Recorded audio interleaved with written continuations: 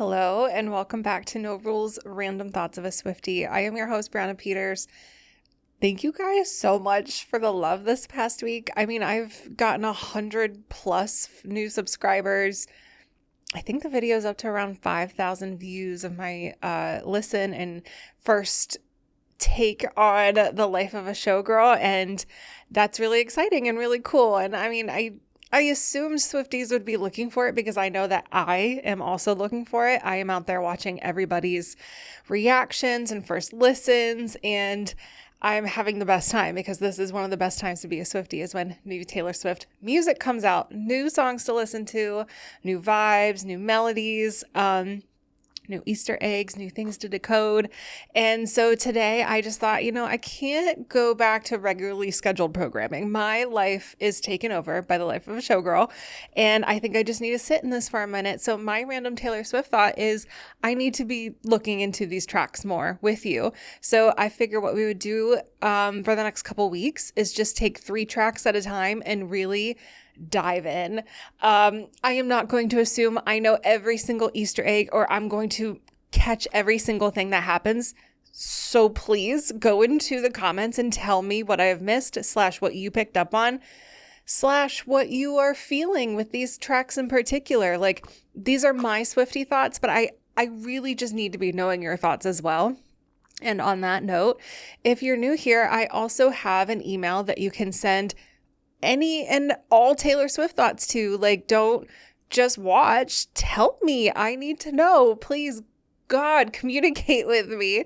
I love when people are in the comments. I try to respond to the ones that I feel like are going to be a productive back and forth. If someone just goes in there and says something nasty, I try not to really engage with that too much. But I am just really, really excited to be a part of this community, to have new Swifties who have found this podcast. And yeah, so I mean, before we get into that, I will say, since a lot of people are new here and you're Swifties, please tell your Swiftie friends in your life about this podcast. I feel like we could really do something here. We could really get a community put together, and we just got to reach more Swifties. Like, my favorite comment was like, oh, I wasn't going to watch this, but then I'm so happy I did. And I don't know why that makes me so happy. You would think it'd be like, well, why weren't you going to watch it? I was like, no, I don't care. The fact that you clicked on it and you found it and you love it. Like, sometimes I get it as consumers, especially with content, there's so much content to be had. So sometimes it can be like, am I really going to invest an hour plus or whatever, the time is into this? So I want to say thank you so much to the people who have invested, who subscribed, who left a comment. Like, it means so much, because sitting alone in this room, putting my notes together, doing all these things was such a solitary work, and so the only time I actually ever get to connect is through the comments, is through when you guys tag me or share or whatever. So slide into the DMs and talk to me about Taylor Swift. Please, please, please. That's my pitch to you guys. Otherwise, yeah, today we are getting into the first 3 tracks, and we'll just be going 3 tracks by 3 tracks over the next couple weeks and diving in. So today is The Fate of Ophelia, Elizabeth Taylor, and Opalite, which, good Lord, there's so much to say about these tracks that I really like. I did put pretty significant notes together. One, to try to keep me on track, because if you are new here, a girl can ramble. Hi, I'm Brianna. I ramble sometimes, especially when it comes to Taylor Swift things. So, if I don't want this podcast to be 3 hours long, I kind of have to keep notes and keep myself in check. And stick around to the end, because she's back. If you don't know what this is a little guide to Taylor Swift. It's unofficial and unauthorized. I just want to put that out there. Pick this up at World Market. But it's words to shake it off. It's quotes from Taylor Swift throughout her life. And I try to read one at the end of every episode, but sometimes I do forget, and then sometimes I get off track, and then before you know it, whatevs. We are in it. We're back in it. We're going to keep going with that. So that'll be at the end. Somehow it always magically ties into what we're talking about. That's the power of Taylor Swift. So, The Fate of Ophelia. Wow. She's talked. First of all, word vomit. Let's reverse all the things I've just said. Hold on, please. Let me get my thoughts together. Thank you, Taylor, Allison Swift, for all of the press and the work and the appearances and the talking. And I know you get asked a lot of the same questions. And so for us as Swifties, if we're seeing these, interviews across channels and stuff, sometimes you hear the same answers, but I feel like she is just so talented. She's such a wordsmith. She's so graced with this ability to speak about her art in a way that I feel like a lot of people can attach itself to. It's pop music. It's supposed to be attainable for most people to get and achieve and understand the scope of what the project is. But what I love about Taylor Swift in particular is that she is such an artist and that there is so much of her story woven in. And it's done in such a skillful and graceful way that is elevated. It takes pop music, which is great, and there's nothing wrong with it, but it elevates it to another level. I think we know that. She broke every single record. Deserved, absolutely deserved, every single record with The Life of a Showgirl. And it just shows that, while people are out there choosing to dog on it, to pick it apart, to make fun of it, do whatever, these people want to do with their time. Like if that's how they want to spend their time, interesting. And I think Taylor is such a class act in the way that she described, it's like, anybody who talks about my music in the week of its release is really helping me. And that's good and bad. Like, she knows that it's drawing attention and it's making people listen and it's breaking every single record. And I am not saying that the haters are the ones who are breaking this. Like, it's really the Swifties, but you can't deny that the more write-ups and think pieces that these people make up that Taylor Swift has lost it and this is not it and all this. Okay, the world would disagree because she broke every single record, and it does drive people to listen, whether they, are fans or not. And I know that she is converting more and more because I literally just saw a chart of like the sales of her albums in that first week, and TTBD was like not even close to what this is. And none of her previous albums have been. So I just know that hate can seem loud, and it can, especially, you get on your algorithms, if you watch it just even a second too long, they're like, oh, you want more of this. And so it can feel like it's really bad and the noise is really loud, when in fact I will say, like, actually the love that she is receiving is just tenfold. It's more than any hate could ever be, and we're doing really good work by putting out the good and the happy and focusing on the things that we want to focus on. So I just want to put that out there. Thank you so much to Taylor Swift for being such a class act and making the rounds and doing the thing. And I don't think press is anybody's favorite part of their art and showcasing their art, but she has done it in such a way that's like, whew, the outfits, we are decoding these outfits. We are looking into every single thing that she does and says. And I don't know. I come back to, we made the right one famous, that kind of saying. Is just like, I really feel like the time and effort and the money that we're putting behind this person and this brand is something that we can all be really proud of. And I think that pretty much is it. Thank you so much, Taylor Swift, for all of this beautifulness. We are going to start so strong, like Taylor Swift started this album, which is with The Fate of Ophelia. Thank you, Taylor Swift. Thank you for everything, obviously, but then also for this song. This song is earwormed itself. Like, I go to bed singing this song, a lot of them, but mostly this song. Go to bed singing it and then wake up and I'm also singing it in my head. It is one of the most catchy songs I've heard from Taylor since maybe like Blank Space. I can't stop thinking about this song. The music video,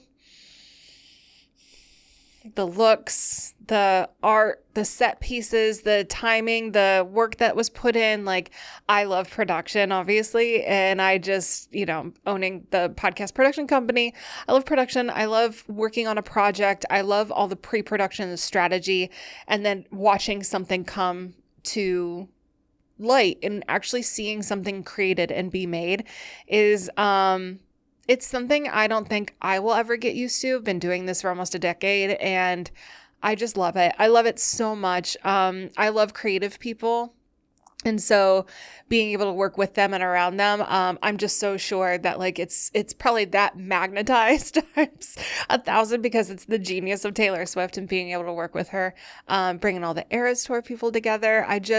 The music video is one of the best music videos I've seen in general in a long time. And then from Taylor Swift specifically. Coming back to the actual song itself, here are my notes. We can go and we'll listen to little bits and parts, not the full thing again, but I do want to point out some really, really illegal things that she did here. So, So Dreamy, her vocals are beautiful here in the opening.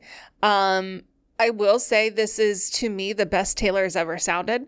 And I don't know if you have seen my previous episodes or if you were there when they originally released, then you know that I have said with the episode with Ryan Mabel, I wanted Taylor's next album to be something she built it on, something she really released the hounds of her vocal ability, essentially, and remind me of Reputation, where it's just full belting and runs and riffs, and we get this so much on this album. It makes me so happy. If you saw the actual reaction to my first time listening, you know that like the actual me in the bridge, again, I can't sing, don't ask me to, but like in the me in the bridge where Taylor Swift sings that and that vocal actually made me cry just because it reminded me, I was like, oh my God, Taylor Swift can sing. She can sing. And then two, I'm listening to new Taylor Swift. It just like made me remember what I was doing and where I was at. And it like brought me back to this moment of like, oh my gosh, I'm listening.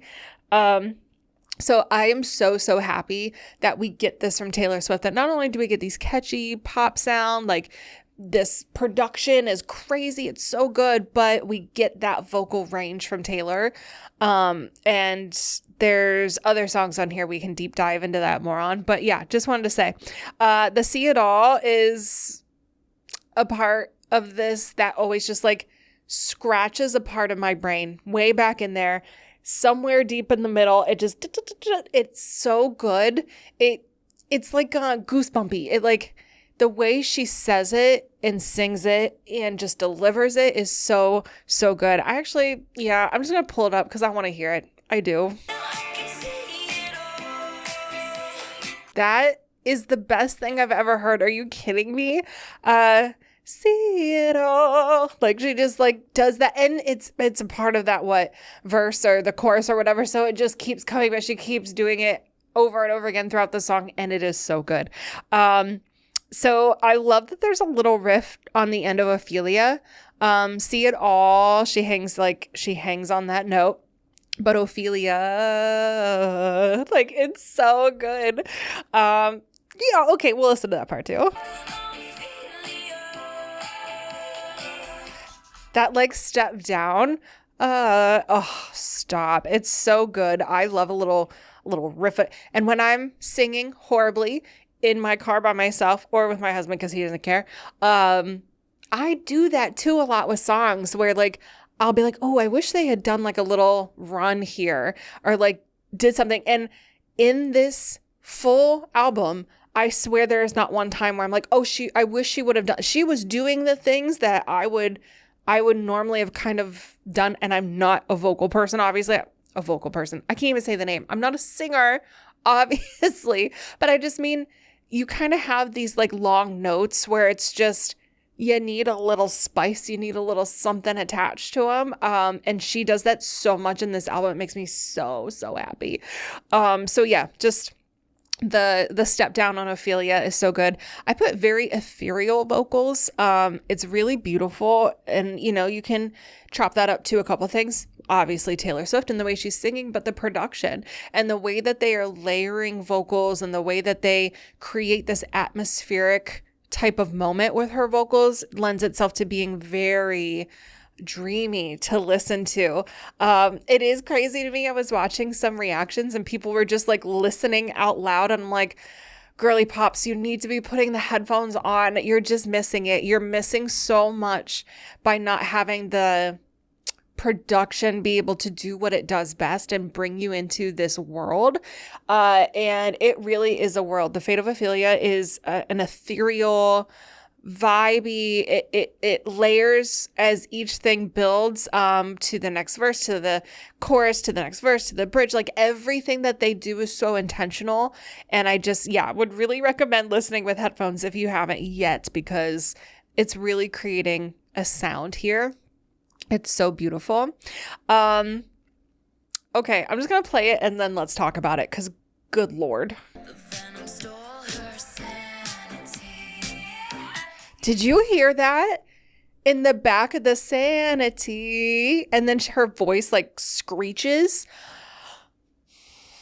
I love a screechy Taylor moment. I put this somewhere in my notes, but like it never once feels forced or weird or whatever. Like every single part of that screechy, stretchy thing that she does with her vocals and the little vocal breaks. Thank you. Like it's so good. It is so good. And I just don't really hear that a lot these days. Especially with like pop stuff. It's all very clean cut and like polished and put together. And while this is like the production really does have that professionalism to it and that polishedness, her vocals being able to just allow her to scream and stretch and riff and runs. And these are the things that are going to always elevate an album for me. So this is why, again, The Life of a Showgirl to me is a standout album, and it always will be. And I've only had a week with it, like a week and a half. Oh my Lord. I cannot believe it. I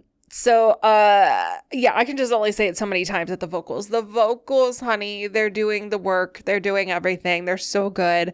The whispering during the bridge, it still messes me up. I'm going to be honest. If you saw the reaction, I was like, huh, what? She's like whispering to me in my ear.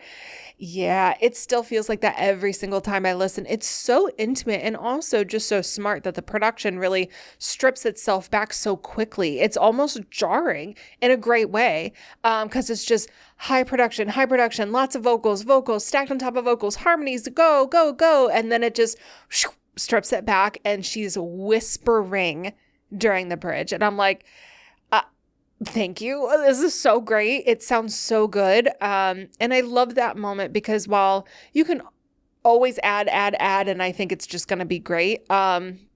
Especially any way that Taylor and Max Martin and Shellback would decide to do this, or even with Jack Antonoff, like these producers are so smart and they're so talented, and they kind of know what a moment calls for. So if they had just kept building and then she screamed, like, I'm sure that would have been great too. But it's so unexpected, and it really like helps, I think, kind of bring you back to it, and bring you back to her vocals, and that this is a song and she is a songwriter. And which kind of brings me to my, one of my last points about this song, which is just, while it's poppy and it's catchy, Taylor Swift was so right when she said bangers. It's straight bangers, because this whole album has that, banger feel, right? It's just like, oh my gosh, it's so good, one right after the other. But stripping this back for what this song is and its lyrics, if you were just to read the lyrics, which I did a lot when I was first listening, because I'm not able to catch every single production and vocal layering, and I can't get it all in one go. And so I tend to mostly hear the lyrics and try to really absorb what it is. And the lyrics on this song are so beautiful. They're so romantic. And it's a love song that just, it makes me so happy that she can make something so good in a state of bliss, and she still feels that way, that she doesn't have to be suffering for us to be like, wow, we love this. It doesn't have to be at the hands of her not having a good life for us to have good art. So again, I just think for what the song is on its most basic level, its lyrics, stellar, 10 out of 10. And then you just add the vocals and the production, and it just takes this song, and I really think like one of the best songs she's ever done, across the board. So again, yes, thank you so much. Have I really been talking for 20 minutes? Good Lord. That's how long the episodes are supposed to be. So this one's going to be a little bit longer, because now we have to kind of move on to, Oh, wait, no. I didn't even finish the Fate of Ophelia. All because you came for me. Wow. I love the up and the riff and the just, it's so good. I'll never get over that moment and that feeling that it invokes when I hear her yell and scream and sing like that. Just like let it out. That is all I have ever wanted. Nothing makes me feel music more than when I feel like I'm having them feel it, and that's what I'm recognizing in that moment. Like I just, yeah, I could talk about it forever. But anyways, the backing, there's another, like towards the end as we're getting more riffs and more backing, there's the Ophelia. Oh, she climbs with that Ophelia. It's like Ophelia, and she just takes it like, oh, it's so good. I love it so much. I love the riffs and everything. Yeah, just okay. That's a true wrap up of the Fate of Ophelia, because we do need to be getting on to the next ones, but just thank you. Thank you so much for that song, for that music video, for all the artistry, for the work put in, every single person. Like I am so blessed essentially to have this song in my life is what I feel like. Like I feel a lot of gratitude for being able to like have this in my life and scream it and sing it and wake up with it embedded into my head. And it's working. It's working, by the way, because my husband also said he woke up and he's like, man, I was like thinking about that song this morning. I swear I was thinking about it last night. And I was like, yeah, you were. Because that's what's going to happen with the greatest songwriter of all time. She's gonna get into your brain. So yes, anyways, thank you so much for that song. Thank you, Taylor Swift. Moving on to Elizabeth Taylor. Wow. So let me try to stick my notes since I'm already way over time. I said the strings and production is so good. There's like a rich, wealthy, luxurious feeling invoked here. And that is standing on the collective power of this trio, because, and Jack Antonoff is really good at this too, but I don't want to keep bringing him in. And like, obviously we know he's a genius. I'm talking about, for this project specifically, the ability of this trio to make something sound a way of feeling it. Oh dear Lord, it's too much. And I'm in awe of really like the sounds of this, because you get those strings, which is very classic and I think adds to that kind of luxurious type of moment. But there's beats, and the beat drops in here are so very rep coded, and I love it. Reputation is one of my favorite albums. And I just was I kind of had a hope, but I didn't want to put too much pressure on it and like hype anything up. But yes, there was a hope in my mind that since this trio was coming back, we would get some rep coded moments, especially because we're not going to get Reputation Taylor's version anytime soon. And thank you, Lord Almighty, we did get that. And this song is proof of that. I said this in my reaction, but this song, after the Fate of Ophelia, which is just so grand and so much like the best way possible, this song has a feeling of like sitting down into it, essentially. It still has that beats, it still has a good vibe and everything, but it feels very much needed after like the Fate of Ophelia to come into Elizabeth Taylor. So just again, production on a whole other level here. Taylor's vocals, again, very beautiful and invoke the rep feelings that I got from her being able to just kind of let out certain like sounds and feelings and vibes. Oh, well, then we got to talk about the beat drop.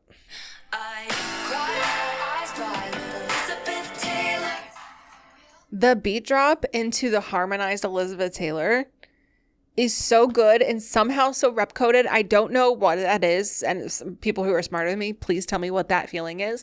But there is something about this. Is it an instrument? Is it a production quality? Like, I don't know what it is, but this song is so reputation for me. And yeah, just like that beat drop coming into it is so good. You could tell on my face when I was listening the first time, I was like, good Lord, what is this? Yeah, just, it's so good. And then there are two lyrics that really stand out to me. And that is, I've been number one, but I've never had two. And the Be My NY When Hollywood Hates Me. This song, because, you know, it being so specific about Elizabeth Taylor, but also, you know, she has those general, like, kind of lyrics like this that I think everybody can relate to. You know, sometimes I don't always connect, I guess, that most with like songs like that are very like Elizabeth Taylor. I don't know enough about her and I don't idolize her. You know what I mean? So I don't have that kind of emotional pull there. But I think the overarching theme of like, is this forever? I want it to be, look at this person that I have idolized. Like, she went through so much. Was it ever forever with any of those people, or were they, you know, just coming and going? So I can get it in general, but I just think it's something about that rep codedness for me that really, really, really gets me on this song. That beat, Taylor's vocals, you know, maybe the lyrics don't hit as close to home for me. I think everything else really helps pick it up though. And that's just what makes the song like another banger to me. I've been number one, but I've never had two is such a smart way to say, like, I have been at the top of my game for a while.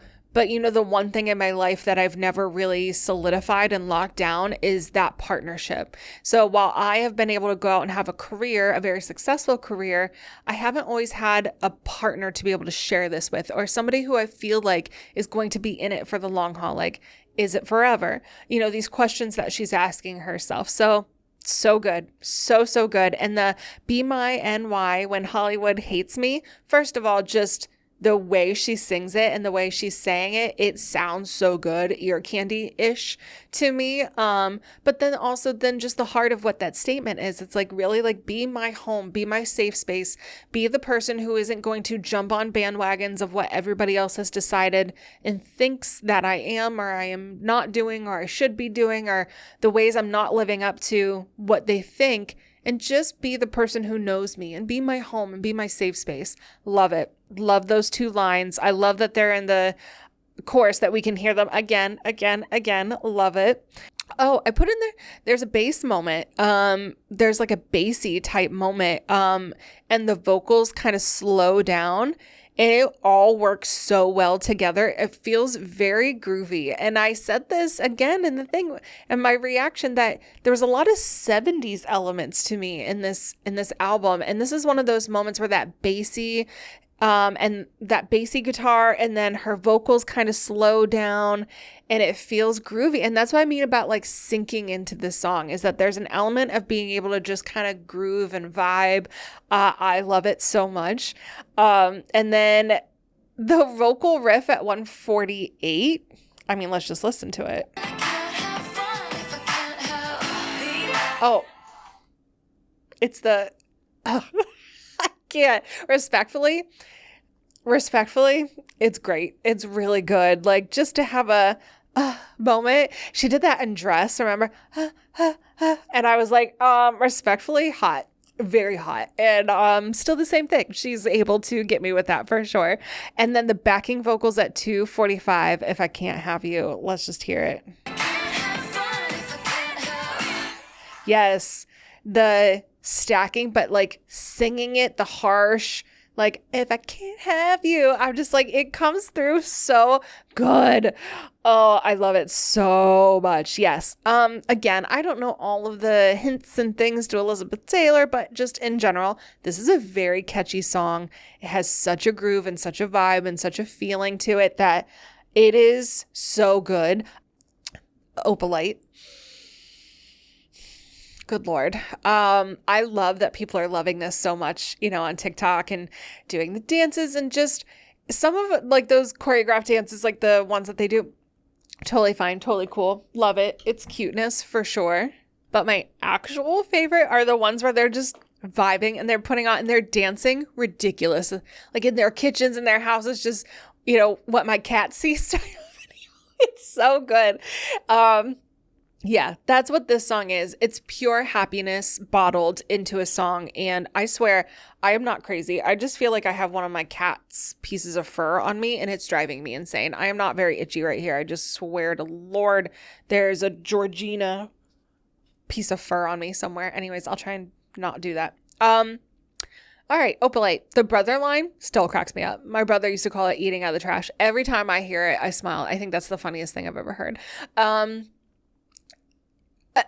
There's just nothing else to say about that. Like, to open up that way too is very funny to me. And when she's ha ha, like those vocal punches, those little stingers that she does, so good. This is what I mean, like just being so intentional and knowing what she wants and what they want as a collective, no matter who came up with the ideas and the structure. And I know they worked collaboratively, so I just don't want to say it's only her. Like, obviously they all work together on this, but just thank you. Thank you for these little moments. And Taylor has been doing that for most of her career, though. I will give her that. It's like, it's so smart. I still love it so much when and she keeps putting those in. I put here, this is something that I kind of thought about, maybe after like the second time I heard it, I go, wow, that's really cool. Which is, I love that she's able to sing for Travis here. Like, we don't all have the ability to just say what we want whenever we want, or speak on a situation or something that has happened to us and turn it into art and put it out into the world. Like, we don't all have that ability. Taylor has that ability and the ability to turn pain into art and to be able to speak on his pain, speak on his past, speak on behalf of his situation, and recognize it and literally immortalize it in a song that'll be around forever. To me, is so beautiful. Taylor obviously is so talented in being able to talk about her situations, and she does that beautifully. And she's also has that unique ability to make it seem vague enough to be able to see yourself reflected in the situations and in the songs. But the ability to speak on his situation might be why this song, he said, was one of his favorites, like his favorite. And I think, yeah, why not? Because of Taylor Swift, if you ever have a one-on-one with Taylor and speak about, things that you have gone through, and then she's able to create such a lovely, beautiful song and have something very specific about your story in it. Are you kidding me? Like, I just think it's beautiful that it feels like someone is seeing him and recognizing him and his efforts put in, because that's what she said about this song, right? Is that, Opalite is man-made, and sometimes happiness has to be that too. Sometimes happiness, you have to make it and you have to choose it, and it doesn't come easy, and it's not always going to be right around the corner for you. You have to find it and you have to work on it, and it has to be a real solid choice that you make to make your happiness and choose to be happy in your days. And I think this song is a recognition of his ability to do that and his determination to do that through it all. And we can obviously all see ourselves in that. So yeah, I just wanted to put that out there. I think it's really beautiful that she was able to do this for him. Yeah. Oh, this is just a storm inside a teacup. So beautiful. Like, the way she really changes up the vocals here for that and like stretches these, it's just the way she sings it with the little vocal break is so, I don't have any other word for it. It is cute. It is cute in the most respectful way possible. possible.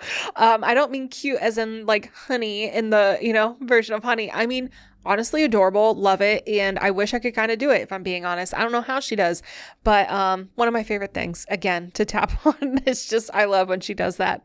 The failure brings you freedom is such a good line. Like, oh gosh, Taylor Swift has done so much already with so many albums that like you hear a lyric and you go, that's a Taylor Swift lyric. Like she is a, I don't even know how to say what I'm thinking, but like, I don't know. She's a thing now and you can just, she has been for a while, but you know what I mean? Like you can recognize these things, and failure brings you freedom. That is such a classic Taylor Swift line that I've never heard before until this. And I love that because it's true. Like failure, again, I think it's very smart of a lyric because you're choosing to see it as a positive.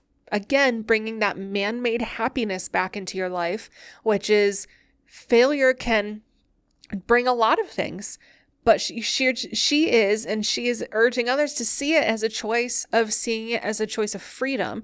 So this thing didn't work out. Guess what it brought you? It brought you freedom to be able to make your own choices, or the freedom to let you choose your own path, or the freedom to have this ability to bring you to this moment. Like, again, just turning failure and flipping it and making it to a really good thing and a positive really taps back into the strategy of the song and the ethos, and it's also beautiful. The vocal stacking, reminiscent of "You Need to Calm Down," just like the building and building and building, and then the woo over the top. My favorite. Just not something I thought we were gonna get in that moment. By the way, I was kind of like, what is this? So good. I love it so much. Such a showgirl. I love Taylor Swift so much. I don't know if you've noticed from this whole series that I've been doing, and from my whole life and all the things, that I am a freaking huge Taylor Swift fan. And this is one of the reasons why. Yeah, just really, really good. I didn't anticipate it going there. And then the vocal breaks, again, just love them so much. They don't ever feel forced. It just really feels natural. And I just say, this run of these three songs, when I heard them, I thought this to myself, and I was like, well, let me just get through this album. I didn't want to make any proclamations, but I stand by this. And I told this to my team here, which is just that these run of three, they are epic. It's an epic run of songs in a row. And I don't know that I've heard anything as catchy and poppy and just flat out great as this since the three runs of Blank Space, Style, and Out of the Woods from 1989. Like, those three songs in a row is like, are you kidding me? We are so beyond blessed. And, there's other amazing songs. I don't truly believe that Taylor Swift has made a bad song. I just think there's songs that you vibe with more, whatever, or lyrics that you attach yourself to more than others. But you can't deny that there are runs of songs that is just like, okay, the bangers. And this is what this is to me. It's a run of three straight bangers. And yeah, I just wanted to put that out there, that like, I think this is going to be like an immortalized type of moment, like 1989 is now. Very soon. I think people will recognize just the genius of this run of three. She was telling the truth when she said bangers, straight bangers. Also, I love that. I'm kind of, yeah. Yes. Okay. Let me read it out and then we can talk about it more. But I'm kind of over the whole, I talk down about myself, I can't watch or see myself, it's too hard, or, ooh, no, I have to react weird to hearing my own songs. Like, I love that Taylor not only made these songs, but she loves them as much as we do. Like, her singing it with the crowd on Jimmy Fallon and just vibing. It's like, what is it? Taylor Swift would be a Taylor Swift fan if she wasn't Taylor Swift. Like, that's that's what I love, that she is singing it and loving it. And it just made me so happy that she isn't sitting there being like, ooh, no, ooh, I couldn't possibly listen to my cell phone. It's so awkward. No, you did the damn thing. I love it. We love it. Let's all just vibe together. Can we just actually have more of that? Can we have more of all of us just being proud of the things that we do? Liking the way we are, being proud of the stuff that we're making and putting out there. I don't even care if it's public facing. If you're doing good stuff at work, if you're making people feel good, I just am kind of over this like, oh no, I can't, oh no.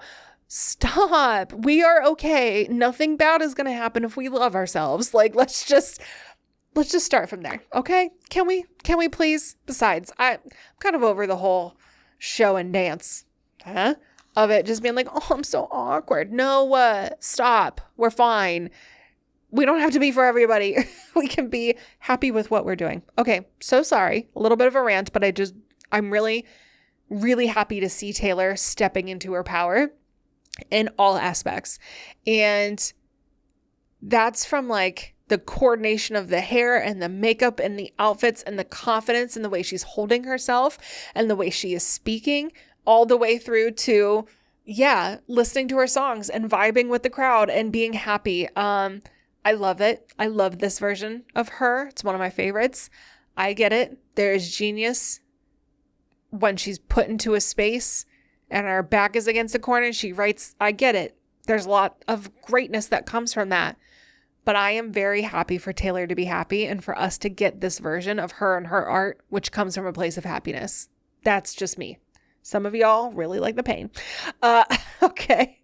Okay. So we're going to end here. Hopefully this is it. I'm going to read both just in case. All right. This is from Elle, February 28th, 2019. Taylor says, I love writing songs because I love preserving memories, like putting a picture frame around a feeling you once had. Thank you for being the most talented of anyone to ever do that ever, for being a woman in this space and starting out as like a girl in this space and immortalizing some of those feelings that a lot of us have gone through as we were growing up. And then now as we're entering into adulthood, that's why I feel like she's as popular as she is. Okay, this is from The Daily Beast, July 14th, 2017. Songs for me are like a message in a bottle. You should send them out. You send them out into the world, and maybe the person who you feel that way about will hear about it someday. Stop. This is so good. I love this little book so much. I love this Taylor Swift quote book. Again, we just come back to the girl has always stood in her, this is what I do. You know, this has always stood in her body and in her decisions and in her art and has said, this is what I'm putting out there. Not following trends, not following what people think are cool, and just really just doing her own thing. This is what has made her an icon. It's what has immortalized her at this stage. She's beyond anything, just like the biggest artist ever. And yeah, I'm very, very excited to keep doing this with you guys. Keep breaking down these tracks 3 at a time. This is a longer episode. Thanks for sticking around if you are still here. Remember, you can send me any questions, leave any comments. Tell me specifically about these 3 songs, what you caught, what you didn't catch yet, what you've learned, what you love about them, or any like feedback or critiques. I mean, obviously, Taylor said she's not the art police. You're allowed to have feelings and views of your own. So tell me what you think about it. We can have a discussion in the comments. Thank you all so much for watching and for being a part of this community and for joining. I love you guys so much. I will see you in the next one. Bye.